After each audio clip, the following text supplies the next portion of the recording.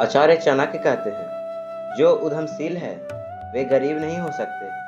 जो हरदम भगवान को याद करते हैं उन्हें पाप नहीं छू सकता। जो मौन रहते हैं वो झगड़ों में नहीं पड़ते। जो जागृत रहते हैं वो निर्भय होते हैं। अत्यधिक सुंदरता के कारण सीताहरण हुआ। अत्यंत घमंड के कारण रावण का अंत हुआ। अत्यधिक दान देने के कारण राजा बाली को बंधन में बांधना पड़ा। अतः सर्वत्र अति को त्यागना चाहिए। शक्तिशाली लोगों के लिए कौन सा कार्य कठिन है? व्यापारियों के लिए कौन सा जगह दूर है?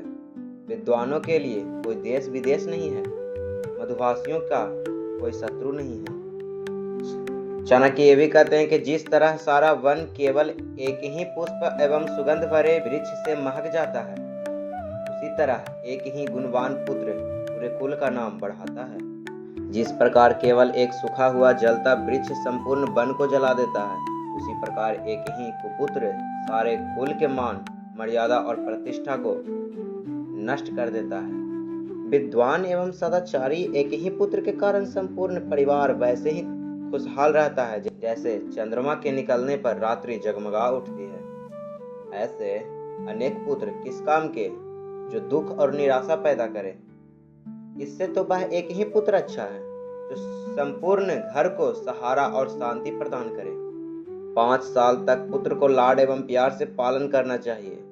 10 साल तक उसे छड़ी की मार से डराएं, लेकिन जब वह 16 साल का हो जाए तो उसके मित्र के समान व्यवहार करें। वह व्यक्ति सुरक्षित रह सकता है जो नीचे दी हुई परिस्थितियां उत्पन्न होने पर भाग जाए, जैसे में पहला भयावह आपदा, दूसरा विदेशी आक्रमण, तीसरा भयंकर अकाल, चौथा दुष्ट व्यक्ति का संग। जो व्यक्ति निम्नलिखित बातें अर्जित नहीं करता वह बार बार जन्म लेकर मरता है, जैसे में धर्म, अर्थ, काम, मोक्ष। धन की देवी लक्ष्मी स्वयं वहां चली आती है जहां मूर्खों का सम्मान नहीं होता।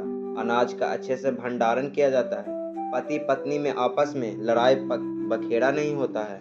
आचार्य चाणक्य कहते हैं कि व्यक्ति कितने साल जिएगा, वह किस प्रकार का काम करेगा, उसके पास कितनी संपत्ति होगी, उसकी मृत्यु कब होगी। पुत्र, मित्र, सगे संबंधी साधुओं को देखकर दूर भागते हैं, लेकिन जो लोग साधुओं का अनुसरण करते हैं उनमें भक्ति जागृत होती है और उनके उस पुण्य से उनका सारा कुल धन्य हो जाता है। आचार्य चाणक्य कहते हैं, जैसे मछली दृष्टि से, कछुआ ध्यान देकर और पक्षी स्पर्श करके अपने बच्चों को पालते हैं, वैसे ही संत जन पुरुषों की संगति मनुष्य का पालन पोषण करती है।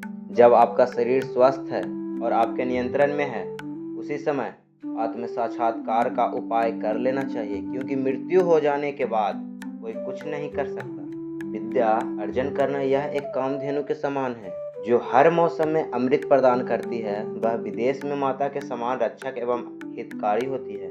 इसलिए विद्या को एक गुप्त धन कहा जाता है। सैकड़ों गुण रहित पुत्रों से अच्छा एक गुणी पुत्र है, क्योंकि एक चंद्रमा ही रात्रि के अंधकार को भगाता है। असंख्य तारे यह काम नहीं करते। इसी प्रकार